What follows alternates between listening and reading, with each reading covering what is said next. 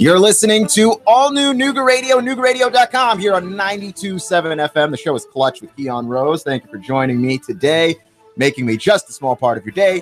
You know that I appreciate you. Got a lot of stuff to get into. Not the Pro Bowl, though, because I did not watch it, because I don't watch the Pro Bowl. I haven't watched the Pro Bowl in like 5 years. And the last time I watched it, it was an accident. I was just flipping through the channels and I went, oh, it's on. Yeah. It's got to be the worst all-star game in sports, is it not? It's at least the least interesting. There are storylines in other sports all-star games, right? Baseball made sure that we've got storylines by making it count for home field advantage in the World Series. And you could make the argument that that seems like a really arbitrary way to decide home field advantage in the World Series. But at least some of the players involved care. Not all of them, because, not every all-star is on a team that's any good. We had Inciarte from the Braves in the All-Star game last year. I mean, come on, the Braves weren't doing anything last year. They'll be fun this year. I don't know if that means they'll be good, but they'll be fun. But some of the guys care, right? Like the Dodgers cared and the Nationals cared. So you could make a strong argument that that works and that gives us natural storylines. The NBA always has something going on because the NBA over the last 10 years has become the most dramatic league in sports. And I don't know when this happened, but the NBA is fun, but the off the court stuff is even more fun than the basketball at this point, right? We had last year, Kevin Durant and Russell Westbrook were going to be on the same team. And the question was like, man, are they even going to talk to each other?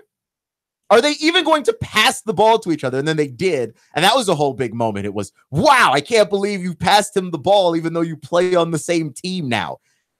It was a giant story, and it didn't have to be. But that's the sign of an interesting all-star game, is the stuff around the game is also fun. And with the NBA in this new format and everybody picking sides like it's some kind of playground, and I still think that they should have televised that. They missed an opportunity there because they didn't want to hurt anybody's feelings. And it's like, come on, man. They're grown men. Whose feelings are you going to hurt? We all know Kevin Love's going last. Or you could do it like they do it in the NHL. The NHL does the same thing. The two highest vote getters pick the teams, and the guy who gets picked last, maybe his feelings are hurt, but he gets a car. Like, how bad can you feel for that guy? He just gets a free car. You almost want to be picked last. Right? Like, there's your consolation prize for not being the best of the best. You're the worst of the best. Okay. Like, come on. We don't have to protect guys' feelings. But yeah, by doing that, they have certainly made more storylines. Because now you had Steph picking against LeBron. LeBron picked Kyrie, which is going to be weird. But LeBron doesn't mind weird. He picked Kevin Durant, Steph's teammate. Well, that's going to be fun. Also, they're rivals, so that's interesting. Like, we're going to have an interesting game in which guys actually care. I don't know what you do with the Pro Bowl to make guys actually care. I thought they were on the right path when they had Rice pick the teams. But I think players need to pick the teams. I think the players need to want to impress each other. It's one thing to want to impress Michael Irvin or Jerry Rice, but really, who wants to impress Michael Irvin and Jerry Rice? Offensive players. If you are a defensive lineman, offensive lineman, placeholder, like you're not interested in impressing Jerry Rice. You need to have a system where all the guys are trying. All of them. I don't know if you can figure that out for the Pro Bowl, because the Pro Bowl happens when the season is already over. So for most of the teams, right? Just two teams, and they're not involved in this game. So it already happens when the season is over, and it doesn't count for anything. And football is an incredibly violent game. I don't know how you make guys try there. I really don't, because it's such a painful sport to play. Here you are playing for a slight bonus, right? Most guys don't make very much money from showing up for this game. And if you try, you could get injured in a game that means really nothing. And if you miss actual playing time the following season because you tried in the Pro Bowl, what does that do?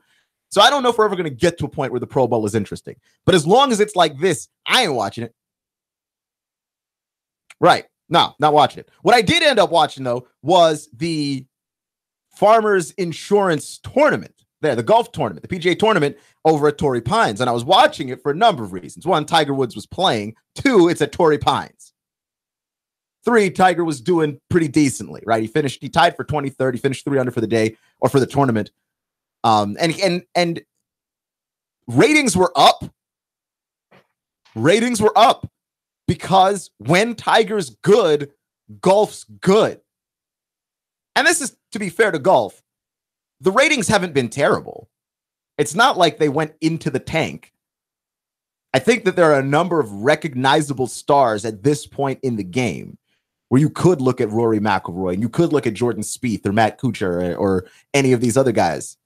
Sergio Garcia is still hanging around and finally won last year. Phil Mickelson's still hanging around. So you've got a number of veterans. You've got a number of young guns. You've got a good mix of guys in golf.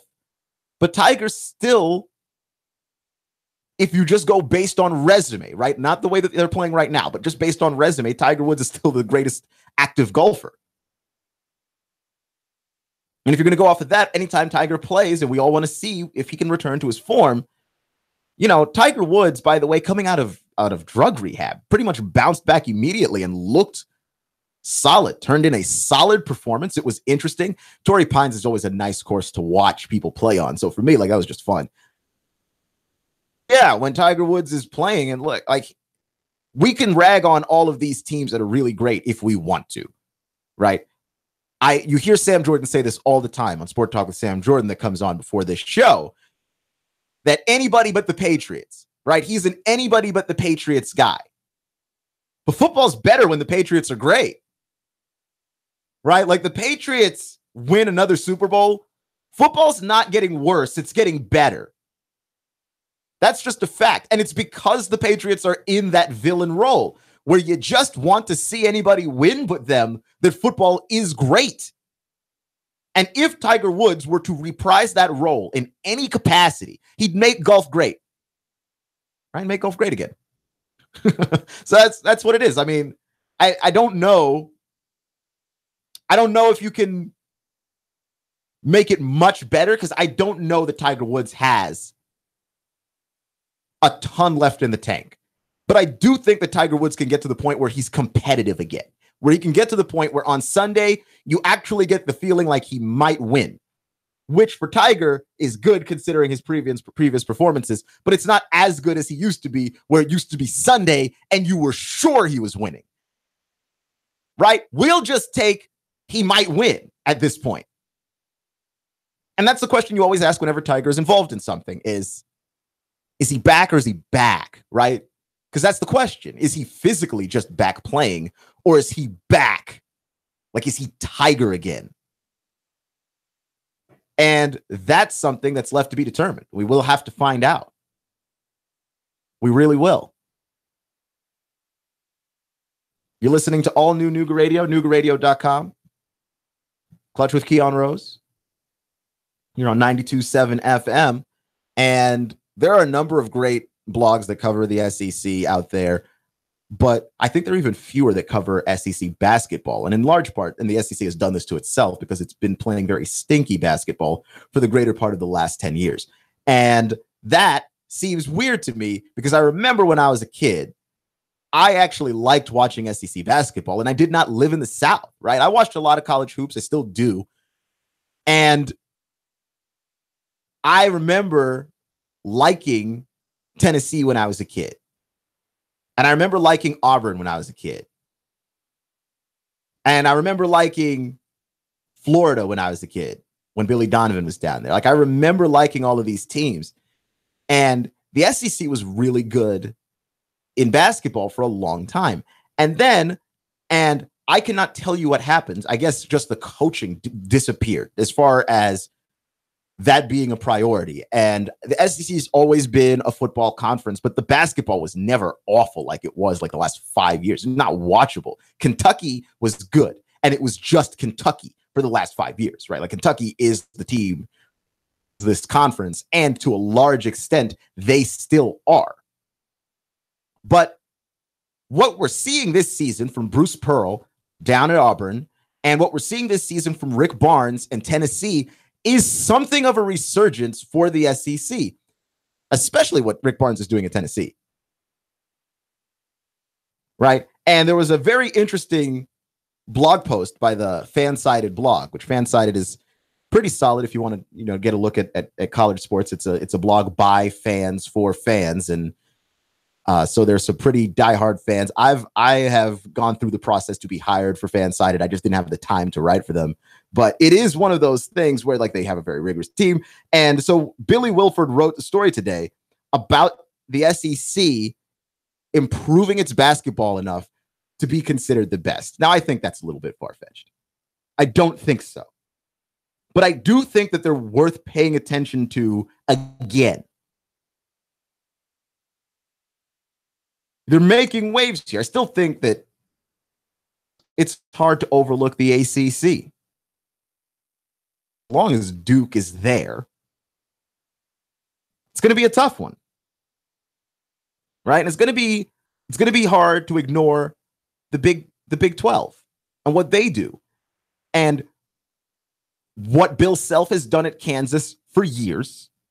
It's hard to ignore that. It's hard to ignore how good Oklahoma's been this year with Trae Young. That guy, I mean, that guy's got eyes on the back of his head. He makes some of the most ridiculous and prescient passes I've ever seen out of a guy that young. I mean, he's got basketball awareness coming out of his ears.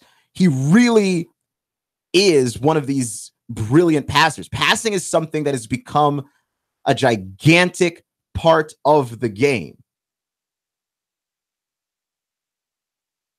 It's a huge part of the game now in a way that when I was a kid, there was a whole lot of isolation basketball where now we were not paying attention to the passers like we should have been unless they were truly transcendent like a Steve Nash. We were really focused on the Kobe Bryants and Allen Iversons of the world.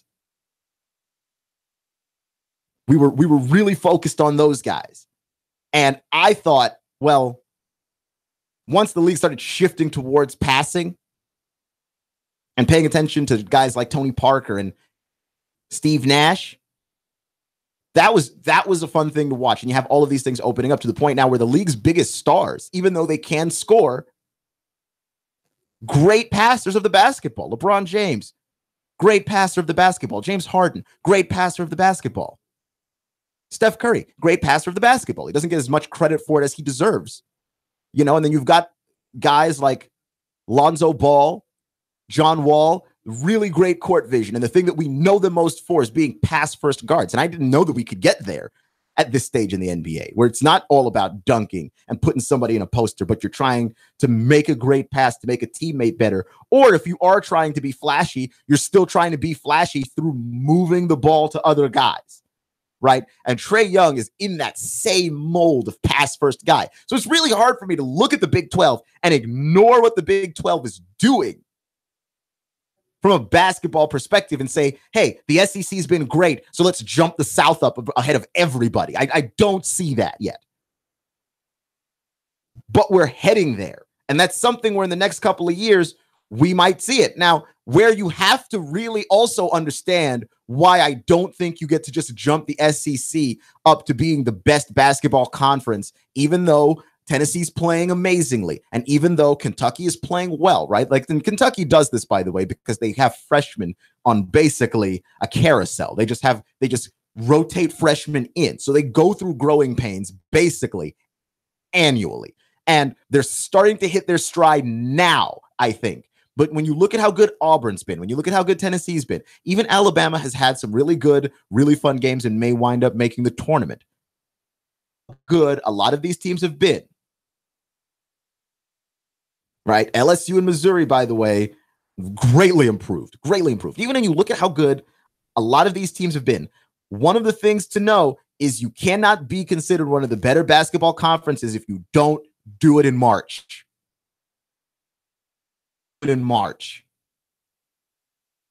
End of story, right? Like we can talk about you in the regular season We can talk about you and the way that you've been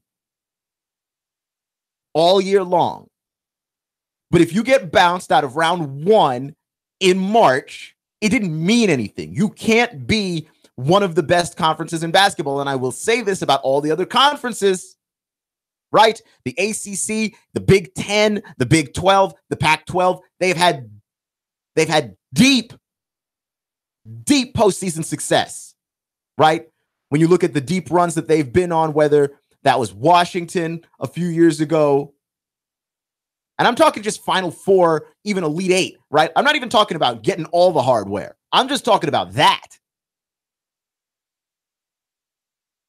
And I don't want to come down on Rick Barnes too hard because of the job that he's done. But Rick Barnes has to prove it in March too. Like, I'm a Texas Longhorn fan. Rick Barnes was my coach before he was your coach. So I can tell you a little bit about Rick, which is Rick is a brilliant recruiter. He gets great players. He understands how to play to guys' strengths, right? And another thing about Rick that's great is even though he's not the greatest X's and O's guy, he really has a good sense of, well, here's where I'm going to use a timeout. Here's how I'm going to manage the clock late game. He's not a guy that you wonder what he's thinking when the game starts to run out. He really is on his P's and Q's when it comes to managing the game late. But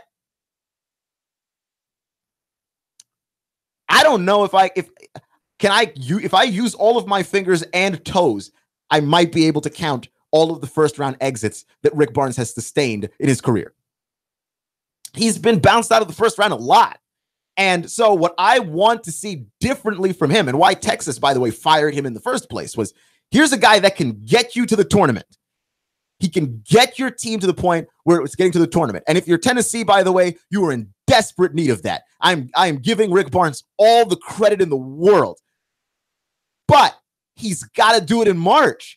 And this entire conference has to do it in March if you're going to say, hey, the SEC is back to being one of the best basketball conferences, especially when you look at the rise of these mid-major schools. And I don't know if we're allowed to call them mid-major anymore.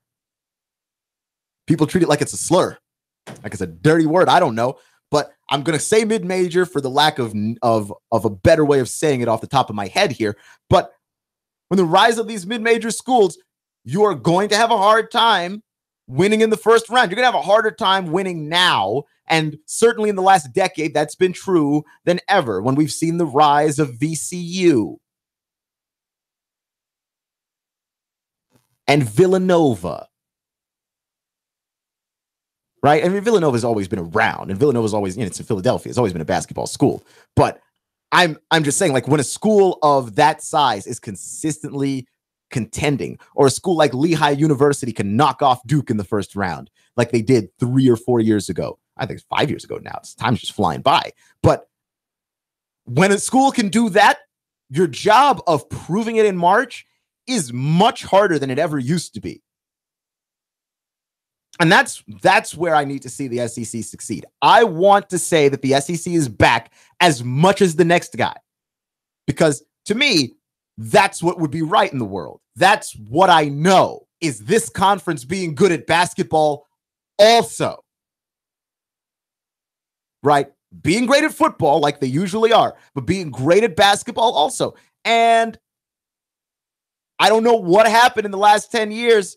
Something about the coaches disintegrated. I remember that Billy Donovan had a nice run for Florida for a while before he went to the NBA to coach the Thunder. But I'm just saying, Billy Donovan was running the SEC for a few years there because there was a coaching void at all the other schools. There wasn't anybody there to really oppose him. Bruce Pearl at Tennessee was great, but I actually think that the change of scenery for both Tennessee and him were kind of necessary. Right? Not just him being pushed out for possible NCAA stuff, but that the change of scenery really just helped him out. And Tennessee replacing him with Rick Barnes, I think ultimately works very well for both of them. I think because Rick Barnes is good at recruiting no matter where he is. Like, he's not limited by recruiting from the South. right? This is a guy that got Kevin Durant to somehow play in Austin, Texas. Kevin Durant is from Maryland. How did that happen without any violations of any kind? I have no idea, but it did, so far as we know, right? So I want to see the SEC return, but as always, if you want the SEC to be considered one of the better basketball conferences, you don't prove that sort of thing in the regular season. You've got to try and go for the hardware in March. You're listening to all new Nooga Radio, Clutch with Keon Rose, here on 92.7 FM. Roger Goodell can save his legacy, and I can tell you how. Next.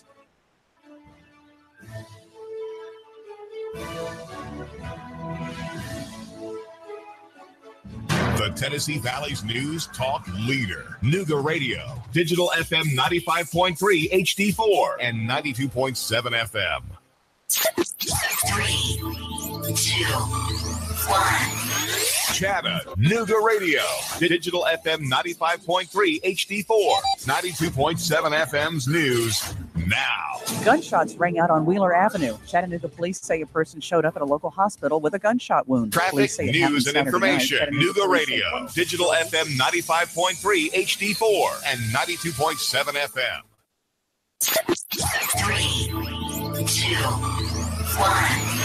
Chattanooga Radio, digital FM 95.3 HD4, 92.7 FM's news now. Gunshots rang out on Wheeler Avenue. Chattanooga police say a person showed up at a local hospital with a gunshot wound. Police say it happened Saturday night. Chattanooga police say 26-year-old Dietrich James suffered a single non-life-threatening gunshot wound. According to police, the shooting happened in the 1300 block of Wheeler Avenue.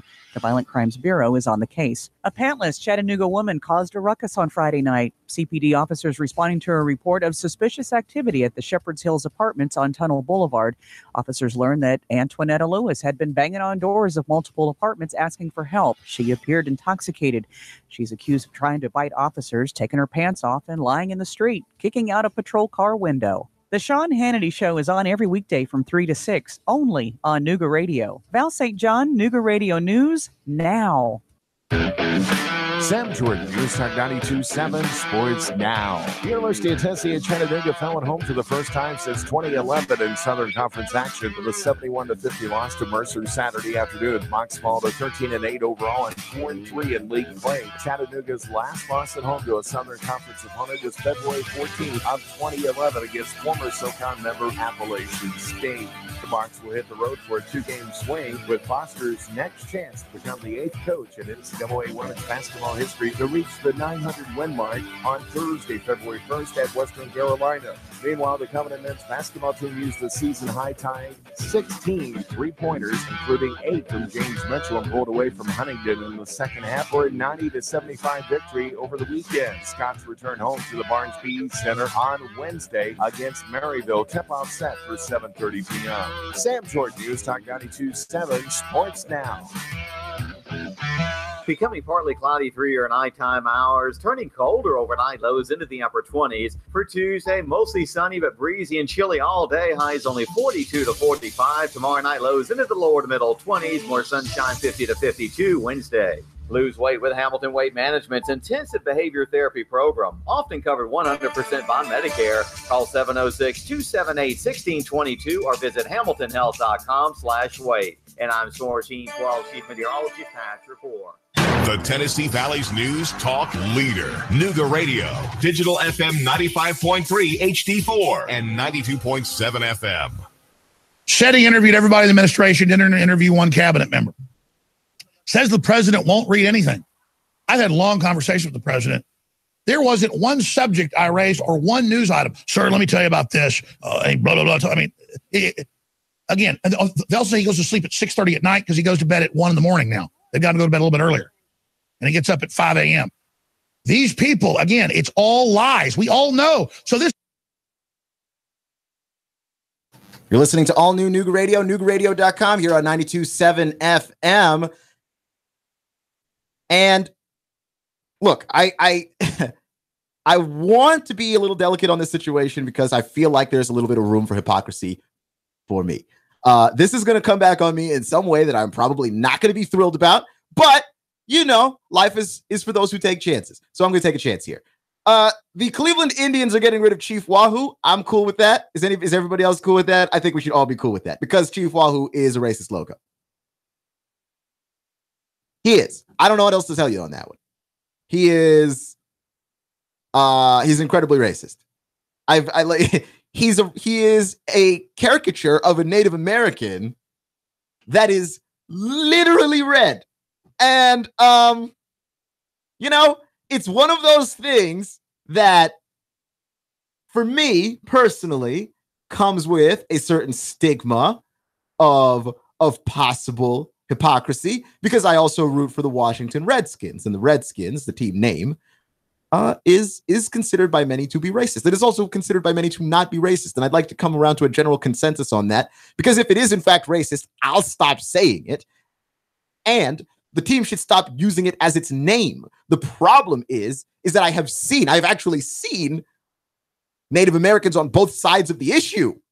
So I don't actually know what to think. Right. I don't know what to think. And I think that if you don't know what to think, you should probably shut up. But here's the thing. Shutting up is not good for my job. My job is to actually say words. So I have to think about something. I have to come up with an opinion on this, but I definitely think that the Chief Wahoo thing is definitely cut and dry. That's about as racist a logo as there has ever been. And the only thing more surprising than the fact that that Chief Wahoo exists in the first place is that he survived this long. Honestly. I mean, and people are upset about this. And I don't want to paint the people who are upset about it in a broad brush with, well, they're just upset because they're racist. Like, that's a bad place to go immediately, because people are attached to logos.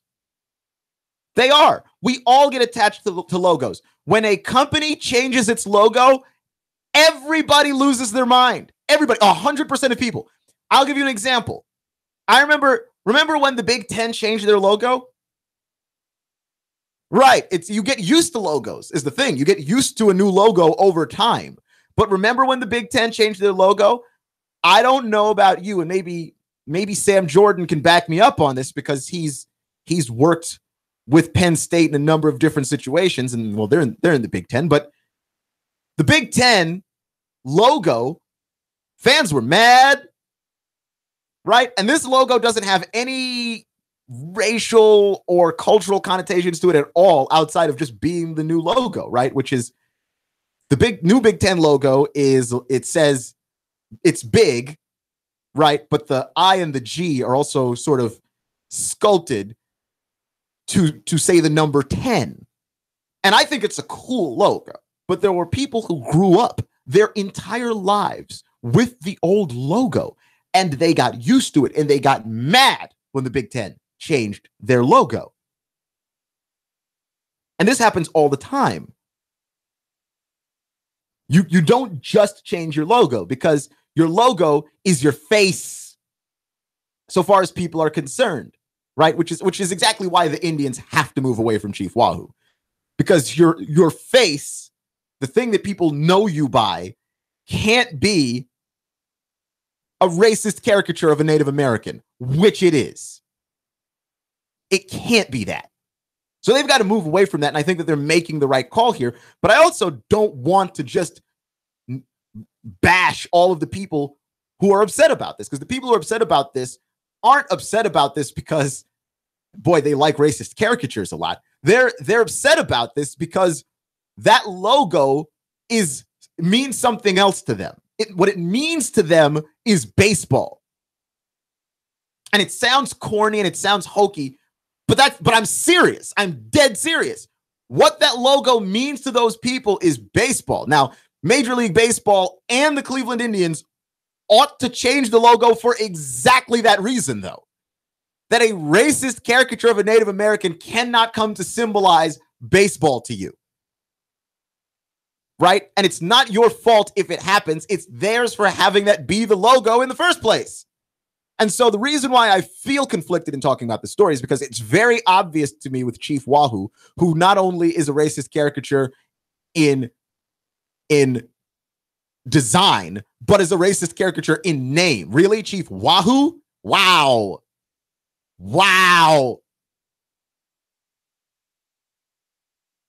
Is Chief Wahoo a racist caricature in design? He's a racist caricature also in name. He got to go. Right? Like, that's kind of the end of it. I don't know what else we've got on that one. The Wahoo got to go. The end. You're listening to Clutch with Keon Rose on all new Nooga Radio, NoogARadio.com, 92.7 FM. Just talking about Chief Wahoo. He's no longer going to be the logo or the mascot of the Cleveland Indians. And I think, good riddance. And what took you so long? But I also root for the Washington Redskins, a team with a similar controversy surrounding their actual name. And one of the things that makes this crazy for me is that I like the Redskins name. And the reason why I like the Redskins name is because, to me, Redskin has come to mean football. That is what that name means to me. I've rooted for this team my whole life since I was 10. I'm 27. It's like 17 years of seeing that name and associating that name with every positive feeling that team has ever given me. Few and far between though they may be. I have come to associate that football, synonymous with football for me, in a way that I don't know if I weren't a Redskins fan, if this issue would be as conflicting for me. If that name is offending Native Americans and it's offending them because they do believe it to be racist, I think you got to change it. I think you got to get rid of that name. The question for me is, it's a very complicated question. I don't have the answer to these questions, but how many people have to be offended before you change it, right? Like, because you have to say, you could say if even one person is offended, change it. But people are offended by things all the time, and we don't change it. Right? Right? Like, one person can be offended by something, and it's not getting changed, right? Like, I struggle to come up with a very good reason why this should be any different. Except to say, well, it's along racial lines. The problem is, again, are we as the Native American community as a whole, like are we condemning this name? Because if you are, the name's got to take a hike. I'm for that. Now, it's kind of a moot point discussing this because Daniel Snyder's never changing that name. Never. Because he grew up a Redskins fan too. And so he's got those same feelings that I have, where that name is synonymous with football. And he's not changing it because football has done a lot more good for Daniel Snyder than it's done for me, right? Like, I've been miserable watching that football team for all 17 years that I've been watching that football team. He's been miserable this whole time too, but at least they've been making him money while he's been miserable. I just get to be miserable. So, like, he's not changing it. That name has done more for him in his life than anything else. He ain't changing it, right? Like, I was reading through, I think it was East Bay Magazine. It's the shoe magazine where you can buy shoes and jerseys and all this stuff, right? Like, it's athletic equipment. You can buy baseball bats and gloves and cleats and everything else. And in the magazine was Daniel Snyder's wife and daughter, like, modeling some of the clothes. And that's what football has done for Daniel Snyder, and the name Washington Redskins is synonymous with football for him. He's not changing the name. But I think that that's a discussion that needs to be had. It does, because if it's truly hurting people, and it's truly hurting people because it's racist, it can't stay. Chief Wahoo stuck around too long, and the one thing that I don't want to see is for us to end up looking down the road at the Redskins changing their name in large part because it's a no-brainer that it should have been changed in the first place. Right? And because there are many Native Americans. I'm not going to try and paint anybody with a broad brush, but there are many Native Americans who refer to themselves as Redskins. I don't even know if the word itself is a racial slur because it often gets touted that it is. I don't even know anymore. That's the thing. And it's a confusing conversation. And therefore, when something is confusing, your first instinct is to not talk about it. But that's not good. Talk about it. Talk about it so we can make this thing less confusing so we can decide what to do. You're listening to Clutch with Keon Rose on all new Nooga Radio and NoogaRadio.com here on 92.7 FM. So me and Sam Jordan, I'm going to shift gears here a little bit over to the NFL because it's Super Bowl week. So I'm going to try and talk about the Patriots and the Eagles basically every day. I hate the Philadelphia Eagles a lot. So I'm going to try not to talk too much about them. I don't have very many good things to say about them. I like their coach. That's a nice thing I can say about them. I hate them so much. I grew up rooting against this team. I will not start now. That's like I said, 17 years of that being your divisional rival. No. Not starting now. But this is a story about the Patriots. Tom Brady was on his radio interview that he does every week. He does a 10-minute interview with the local host over at WEEI, which is the Boston Sports Talk Radio. And they were going to have a weekly appearance. They have weekly appearances with Tom Brady, but they were going to extend it because there's a contract in place that Tom Brady basically gets paid to show up and do that interview over the phone. And they were going to announce a multi-year contract extension for Tom Brady's weekly appearances. But they might not be doing that because there was a radio host, the guy that was filling in. It was the Kirk and Callahan show. But there was a host that was filling in, Alex Reimer, who offended Tom Brady by making fun of his 5-year-old daughter. Right. And how he came to make fun of Tom Brady's 5-year-old daughter was he was talking about an interview, or he was talking about a video with Tom Brady.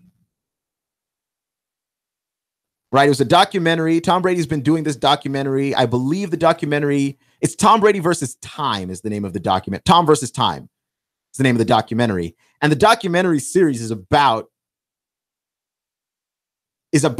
Tom Brady's career as it comes to the end here. Can Tom Brady keep cheating Father Time for as long as he has? Can he continue to do that?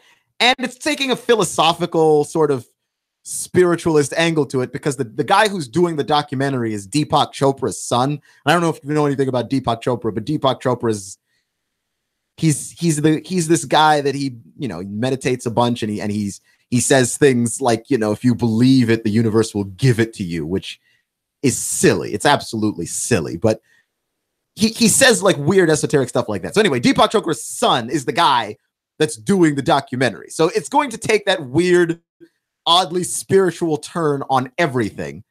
And this host said he saw the first episode of Tom versus Time. I believe it's a 6-part documentary series. And it premiered on Facebook. And he said it was fine. He was talking about the documentary. He said it was fine. It's okay. All right. At first, I thought the first scene was so staged where Tom Brady's like in the kitchen, his kids being an annoying little pissant, et cetera, et cetera. And I thought to myself, wow, first off, how absolutely dead inside and cynical do you have to be to see a 5-year-old acting like a 5-year-old and think to yourself, well, that kid's annoying. That's an annoying little pissant. Now, I'm not a fan of the children. Okay. I'm not. I was glad to be done being a child as fast as humanly possible. Even while I was a child, I did not want to be one. So they're like that for me. I'm not a fan of kids. But kids are cool, man. Like they're not annoying if you don't want them to be. Like, how cynical do you absolutely have to be? So, like, that's step one, right? Like, that's the absolute first place that he took that. But then secondly, this could be a career thing for you. You are filling in for a radio host. You get to interview Tom Brady on the week of the Super Bowl, of which Tom Brady has seen many. You could make a career on this interview. Instead, you call Tom Brady's kid an annoying little pissant. Tom Brady is the golden goose. Do you understand? Do you know how much money they make off of Tom Brady showing up? Like what their ratings have to look like for Tom Brady showing up every single Monday to do an interview with them? It's an exclusive interview that they get every week. Every week. And you pissed off Tom Brady. Now, for me, I make fun of people all the time. It's very easy for me to do. I have no problems doing it. I enjoy it. That is part of the show. One day it may get me in trouble. Maybe. But you know what I've never done? I've never made fun of a kid. Certainly not on the air, but even off the air. I don't make fun of kids. You don't make fun of kids. You just don't. They can't defend themselves. They don't have the vocabulary and the intelligence yet to fight you and to tell you, hey, I'm not annoying. They don't have any means to do that. So you shouldn't be making fun of children in the first place. Okay. How did that cross your mind as a thing to fall out of your mouth? And I am always sympathetic towards not only radio guys, I'm sympathetic towards radio guys and comedians and TV personalities. Any job where the job is, hey, we need you to show up and say lots of words. I have a lot of sympathy because something can go wrong on you really fast, right? Sam Jordan was talking about how he had a moment where it sounded like he may have criticized the kid. He wasn't, but it sounded like he might have once. And people were gunning for him. Like that to me is tough. I think you have to have sympathy a little bit for people who talk for a living, right? Pastors and people who stand up in front of a microphone and say stuff, because sometimes things come out the wrong way. Sometimes things come out and they get taken the wrong way. Sometimes things come out and you'd like to have it back. It's a bunch of all of these things at once. And I have a lot of sympathy for these people. I remember, I don't know if you remember when Kramer did the comedy show at the Laugh Factory and somehow he just wound up on a side tangent and he ended up saying the N-word like a bunch of times. And I remember watching Dave Chappelle's reaction afterwards to it. And Dave Chappelle saw him at first as a comedian and not a guy. And he said, boy, that guy's having a bad set. That's sort of how I feel when I look at someone who says something and they just put their foot right in it. When they do something like that, man, hey, he's having a bad set. I know for a fact that that's a mistake that anybody could make. But this is not a mistake that anybody could make, because if you get to interview Tom Brady and you don't always interview Tom Brady, one would think that you'd be very, very careful about your interview with Tom Brady. So while I have some sympathy for the guy, you did ruin your career, and the ruining, you deserve it. I mean, like, I don't know what to say there. You know your job is to say words, so you have to be careful with them. And certainly you can't call Tom Brady's kid an annoying little pissant. I mean, wow, really? And that's beyond the fact that you really shouldn't be saying that about anybody's child, whether or not they're famous. But even if you are the most cynical person and you actually do hate children and you actually do think that about people's kids, and you actually feel like you're confident enough to say that out loud on the air. And by the way, WEEI got that off their website quick, right? Because they usually save that interview on their website. It's not on the website now, but you can search it on YouTube, because nothing dies in the age of the internet. Never say anything stupid like that. I mean, it's just unbelievable. Clutch with Keon Rose on all new Nooga Radio, NoogaRadio.com here on 92.7 FM. So Tom Brady's not exactly the most well-liked guy in the NFL, in large part because he wins a lot and he plays for the Patriots. And that is going to bring with it a certain amount of ire. But you know who in the NFL people hate more than Tom Brady? Roger Goodell. We hate Roger Goodell a lot, and for a number of reasons, right? Like Roger Goodell has done something that no one imagined possible, which is when Roger Goodell showed up in the league, he said he was going to take this stance on players being good people and players not disrespecting the NFL and disrespecting the Shield. Line stance. You do something that disrespects the Shield, take a hike.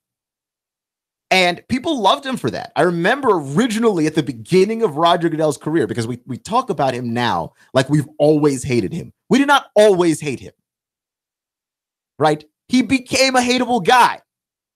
He became a strongly dislikable human being. And we made it seem like we hated him all along. We did not. But Roger Goodell's had a few things go down in his career, right? Like the whole Deflategate investigation. In fact, any investigation that the NFL has done has felt like a fraud, a sham, in that the NFL finds whatever they want to find.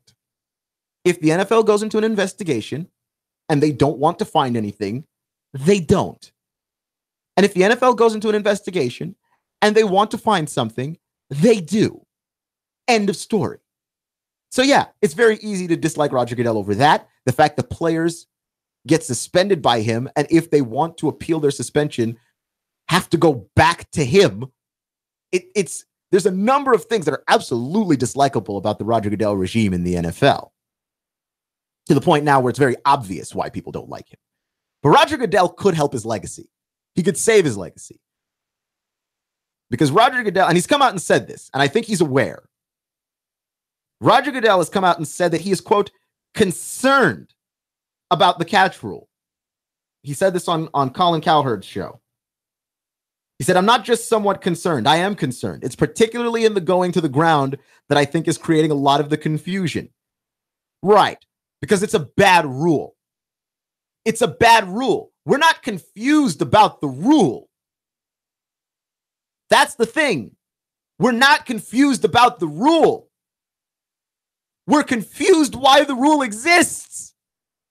Because it turns things that are obviously catches into not catches. Things that have been a catch forever are now no longer a catch. Like if you go back and watch the NFL in the 1970s, in the 80s, even in the 90s, there are some catches that happened then that would simply not hold up in today's game. Not only that, but because the way the rule is interpreted, there are things that don't look like a catch that wind up being ruled a catch. There are things that look like they're not a catch. Like Des Bryant in that Packers game 2 years ago, or however long it is now. That's a catch. It is a catch. Why am I concerned with what the ground does? Why am I concerned with what happens to the ball out of bounds? If the guy catches the ball in bounds, it's a catch. And I don't know why we have to word this rule in such a way. I mean, I know why, but I don't know why they've chosen to be so afraid of fumbles, because that's why the rule is worded the way that it's worded. The rule is worded this way so that we have more incomplete passes and fewer fumbles, right? Because if some of these catches get ruled a catch, some of them also have to be ruled fumbles. And I think the league was afraid of the game looking sloppy and having a high number of turnovers. But what ended up happening was we ended up going to the other ridiculous extreme, which is now, rather than catch the ball and have your catch count as a catch, you catch the ball and have your catch ruled as not a catch at all. And it's mind-boggling that anybody thought that that was a good idea. And I've mentioned this many times before, and I'll say it again. I do not sit down to watch football on Sundays so I can open up a rule book. I don't want to read a stack of rules of, well, the knee was down and the elbow was down. And look, it looks like he might have trapped the ball under his, what am I, a nerd? I just want to watch football. It's supposed to be relaxing. I'm not trying to sit down and have my graphing paper and my protractor. I just want to watch the game. How is it possible that you have managed to make a sport that is inherently fun less fun? That's not fun. I know you think that it's fun that we get to sit down and watch the same play 17 times, watch a guy catch a ball, only for a bunch of goofs in New York sitting in a giant room tell us that it's actually not a catch. Right? And if you're a Steelers fan, look, man, I feel really bad for you because that guy caught that ball and scored a touchdown, and instead it got ruled an incomplete pass, and it changed the entire trajectory of that game. It's bonkers. The fact that Roger Goodell is concerned, yeah, well, you better be concerned. Absolutely. This is stupid. It's the stupidest thing in sports right now.